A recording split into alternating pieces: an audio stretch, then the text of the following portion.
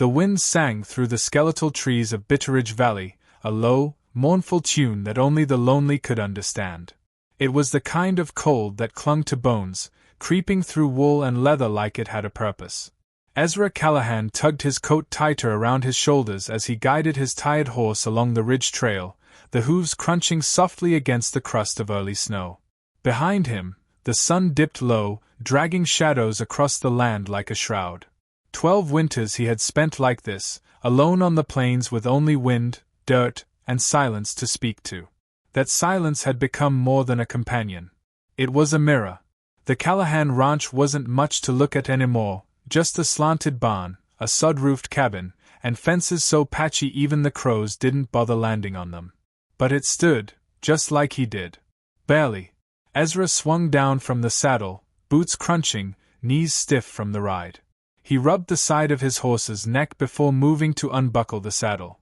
No words passed his lips.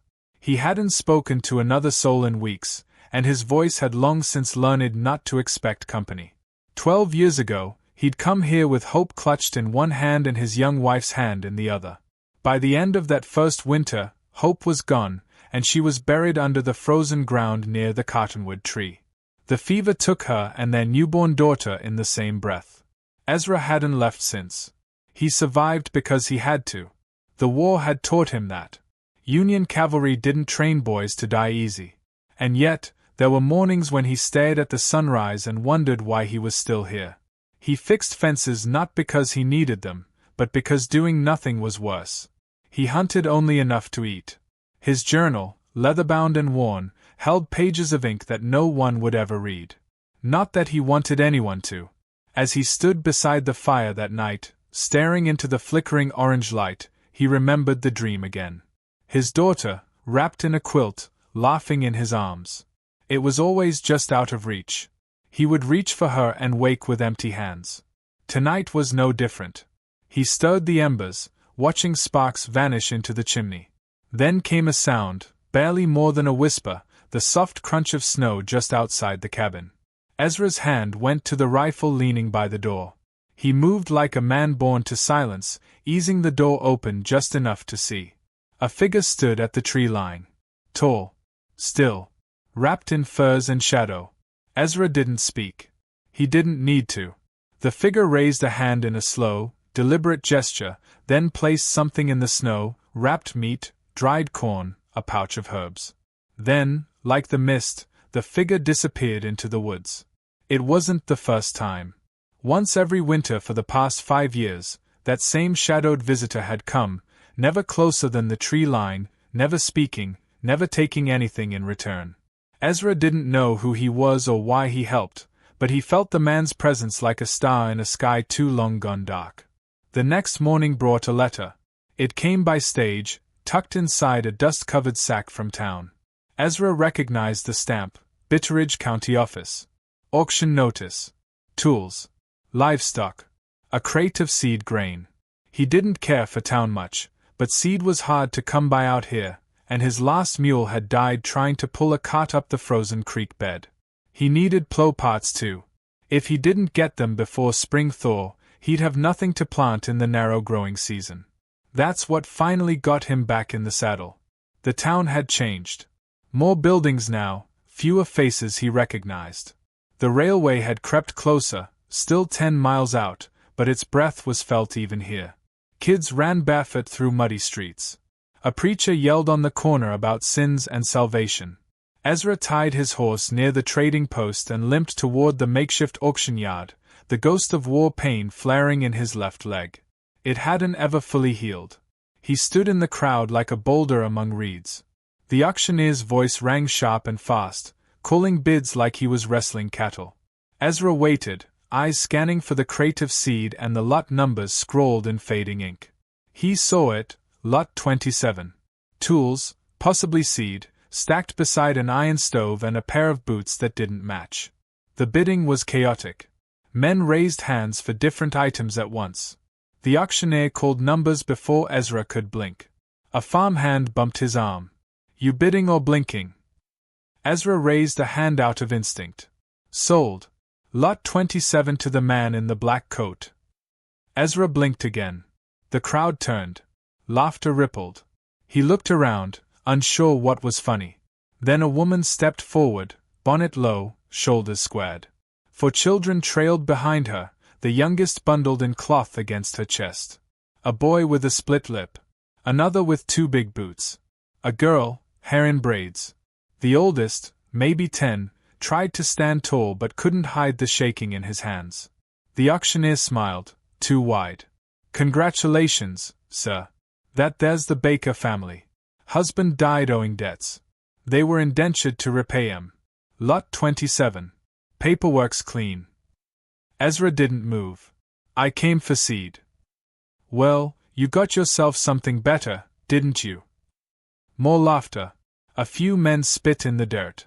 The sheriff approached, adjusting his badge like it weighed too much. It's legal, Callahan. Unless you formally release him, they'll go to the mines or worse. Ezra looked at the woman. Her face was smudged with dust, but her eyes were clear. Defiant. She didn't beg. She just held her children close and waited. He thought of the cottonwood tree. The silence. The dream of the daughter that never grew up. He gave a small nod. Get your things. The woman blinked. Her lips parted slightly but no words came. I said get your things. Sun's dropping fast. She stepped forward. The children followed. No cheers. No thanks. Just boots crunching earth and a long silence behind them. As they rode out, the woman didn't look back. Neither did he. They rode into the cold, into the waiting hills, into something neither of them could name. Behind them, the town faded. Ahead, the wind howled through the canyons like it always had. But for the first time in 12 years, Ezra wasn't the only one listening. The trail home was rougher than Ezra remembered. Snow had begun to fall again, light at first, then thick and steady, blanketing the world in white silence. The mare's hooves sank into the drifts as he led the small group across the ridge, each flake catching in his beard like threads of frost. Behind him, the woman and her 4 children rode in a quiet line, their borrowed mule pulling a worn cart of belongings tied with fraying rope. No one spoke. Mary Beth Baker sat tall in the saddle despite the obvious exhaustion dragging at her shoulders. Her infant, swaddled in an old wool shawl, was cradled tight against her chest, tiny breath fogging her collar. The other children huddled together in the cart. Daniel, the eldest, kept his arm around the youngest boy, while the girl, Ellie, watched the world with wary eyes from beneath a too large bonnet. Ezra glanced back once. The girl didn't blink. They reached the ranch at dusk. The snowstorm had thickened, obscuring the mountains and casting a ghostly light over the land. Ezra guided them to the cabin and opened the door with a practiced shove. Warm air escaped, what little the morning fire had left. He moved without a word, tossing more logs onto the embers and striking steel to flint until flame caught. The children stood at the threshold like stray animals waiting to be invited in. You can come in, he muttered, not looking up. Mary Beth entered first, holding her baby tighter as she scanned the room. The space was Spartan, wooden walls, a single table, 2 chairs, 1 small bed, and Ezra's cot tucked in the corner. No decorations. No comfort. Just necessity. She lowered herself onto the floor without complaint, settling her children around her like a circle of stones. Ezra brought in the bags, tools, and worn blankets from the cot. When the wind howled outside and the logs crackled in the hearth, he finally spoke again. You can have the bed. I'll take the cot. Mary Beth didn't protest. She nodded once, her voice steady. Thank you. It was the first time he'd heard her speak. There was strength in it, not the loud kind, but the kind that bends without breaking. The next day brought hard labor and harder silence. The snow hadn't let up, sealing them inside the valley. Ezra shoveled paths between the barn and the cabin while Daniel followed him, boots slipping in the slush. The boy didn't speak until Ezra handed him a second shovel. I can help. Ezra nodded. Daniel worked hard, his hands red with cold but his resolve firm. Ellie, curious and cautious, watched from the porch. The middle boy, Caleb, helped Mary Beth grind what was left of the cornmeal into mush for supper. They ate in shifts. No one wasted food. No one wasted words. On the third morning, the baby wouldn't stop crying. Ezra tried to ignore it, burying himself in fence repairs, but the thin, wailing voice pierced even the wind. When he returned to the cabin near dusk, Mary Beth sat near the hearth, rocking the child, her face pale. She looked up as Ezra entered. "She's burning up," she said, almost apologetically. "I think it's the lung sickness." Ezra set down his tools. "I've got willow bark and honey in the barn." He returned minutes later, soaked with snow, carrying a pouch of herbs and a jug. Mary Beth took them wordlessly. Ezra knelt beside her, awkward at first, watching as she crushed the bark with the back of a spoon and stirred it into the water. "Had it before?" he asked. She nodded. "Back in Kansas. My boy Caleb had it once." They worked together, one tending the fire, the other feeding the baby drops of the bitter brew. When the baby finally slept, Ezra stayed close, not quite ready to retreat to his corner. Mary Beth glanced at him, her voice softer now. "You didn't ask for this." "No," he said, "but it's here." She didn't argue. That night, the cabin was quiet, not from discomfort, but from something heavier. Acceptance, perhaps. Over the next few days, things shifted. Ezra noticed it in small ways, the way Daniel began feeding the animals without being told, how Ellie carefully swept the floor each morning. Mary Beth mended an old shirt of his, leaving it folded neatly by the cot. She never asked for anything, never presumed, but her presence was felt in every corner of the cabin now. On the fifth day, as Ezra split firewood by the barn, he saw movement near the tree line.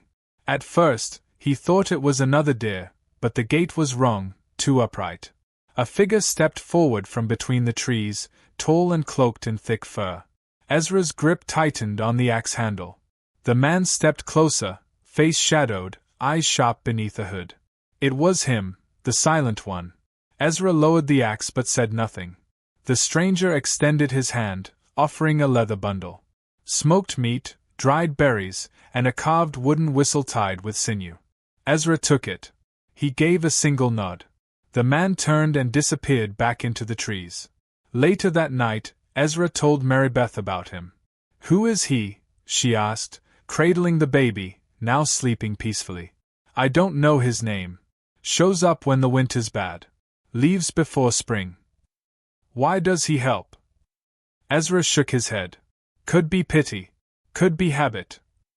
Mary Beth looked toward the door, her voice distant. "Maybe he sees something in you worth saving." Ezra didn't respond. The storm broke the next morning, revealing a world encased in crystal. The sun, low and bright, lit the valley in gold. Ezra stood at the fence, staring out at the hills. Behind him, laughter echoed from the cabin, Ellie chasing Caleb, Mary Beth humming a lullaby. He didn't turn to look. But he listened. That night, after supper, Mary Beth sat beside the fire, rubbing her hands together. Ezra sat across from her, polishing the butt of his rifle. She glanced at him, her face unreadable. "We'll be gone once the road's clear." He looked up slowly. "You don't have to go," he said, the words strange in his mouth. "Not unless you want to." Mary Beth tilted her head, studying him. "And what would we be to you, Ezra Callahan?" He didn't answer at first. The fire popped. Wind pressed against the windowpane like it was listening. "Not ghosts," he finally said. "Not strangers. Maybe something else." She gave a small, almost imperceptible smile. In the corner, the baby stirred, then settled. Outside, the stars burned cold and clear. Inside, something warmer had begun to take root, unspoken, fragile, but real. The thaw came slowly. It began not with the sun, but with laughter, sharp and quick, like a stone skipped across still water. Caleb had tripped over a feed bucket and landed in a snowdrift, his boots kicking the air as Ellie squealed behind him. Ezra looked up from the barn rail he was mending and caught the sound mid-air, letting it settle deep in his chest. It startled him more than any wolf's howl or rifle's crack. The ranch, once a grave of silence, now stirred with noise that didn't echo, it filled. Inside the cabin, the baby no longer wheezed when she slept. Mary Beth moved with purpose now, her hands skilled and sure as she scrubbed, sewed, and stirred the cast-iron pot that hung over the hearth. Her eyes had softened, though her voice remained clipped, controlled. She spoke to Ezra more now, short exchanges about supplies, weather, plans, but sometimes she said his name, and when she did, it didn't sound like a stranger's. Daniel practiced shooting behind the barn. Ezra had given him the old revolver, not because the boy had asked, but because he hadn't. The boy handled it with care, each pull of the trigger followed by a pause, then a nod. Ezra watched from a distance, always silent, always near. One morning, while checking snares in the northern woods, Ezra found tracks, too many, too heavy. Boot prints, not animal. He crouched low, dragging his fingers across the snow. 5 sets, moving fast, careless. He followed the trail to a broken fence post and a scattered handful of straw. Whoever they were, they'd passed close, too close. The valley hadn't seen bandits in over a year, but hunger made men bold. He returned to the cabin and pulled Marybeth aside. There have been men near the ridge. 5, maybe 6. Armed. Her mouth tightened. How soon? They are watching now, if they are smart. Waiting for dark. Marybeth didn't panic. She went straight to the pantry, checking shelves, then to the cellar hatch. We can hide the children, she said. If they come. We'll keep them safe, Ezra said. But we won't run. Later, Ezra rode out to the tree line, where the forest thinned and shadows stretched long. He built a fire at the usual place and waited. As twilight crept in, the silent figure emerged. The same fur cloak. The same stillness. The scout stood across the fire and listened as Ezra explained. 5 men, Ezra said. North Ridge. Bandits, maybe deserters. The man didn't speak. He only nodded once, turned, and vanished into the dusk. That night, Daniel sat by the door with the revolver in his lap. Caleb clutched a slingshot, Ellie held the baby close in the cellar beneath the floorboards. Marybeth stood with Ezra near the hearth, a carving knife gripped tight in her hand. Her face showed no fear, only readiness. They came just after midnight. The sound of boots crunching snow reached Ezra first. He blew out the lantern and stepped beside the door. The first man burst through with a roar, axe raised. Ezra caught him in the shoulder with the butt of his rifle. Another lunged at Marybeth. She slashed his arm open with the blade and kicked him backward into the fire pit. Daniel fired. The shot missed, but the blast startled the intruders. Then came the scout, like a ghost through the smoke. He slammed one attacker to the ground, knife flashing once, then gone. The fight was brief, violent, and clumsy. The men weren't soldiers, just hungry, desperate. 2 fled. 1 lay bleeding outside the cabin. Ezra's knuckles were raw. The scout stood untouched, face streaked with ash. When it was done, Ezra found Marybeth on her knees, arms wrapped around the baby, whispering words too soft to catch. Daniel sat beside the door, shaking but alive, the revolver still clutched in his white-knuckled hands. Ellie emerged slowly from the cellar, dragging Caleb behind her. No one had died on their side. They'd survived. Ezra stepped outside and stared at the sky. Snowflakes drifted down again, silent and gentle.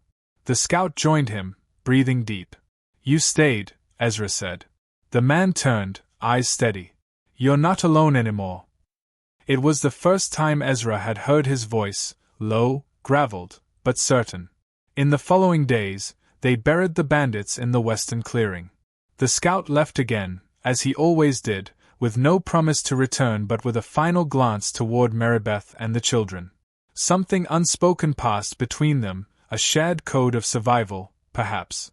Spring finally arrived in full. The snow melted into streams, and the soil softened beneath their boots. Ezra and Daniel built a new chicken coop, this time with proper nails and measured beams. Marybeth planted potatoes behind the cabin, her baby tied to her back with a makeshift sling. Ellie read from the Bible each morning, her voice carrying over the hills. Caleb named the calf born in April Moss because it kept sneezing and lying down on wet stones. One evening, Ezra stood watching the sunset from the porch. Marybeth joined him, drying her hands on her apron. Her hair was pinned back, a strand of it catching the gold of the setting sun. "This place feels different now," she said. He nodded. "It is." She looked out over the land. "We'll be leaving soon, I suppose." That was the plan. Ezra swallowed, the words heavy on his tongue. "You still want to?" She was quiet a long while.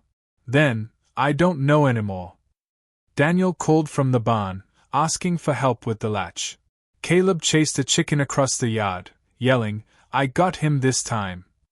The baby squealed from her mother's arms, kicking little feet into the air.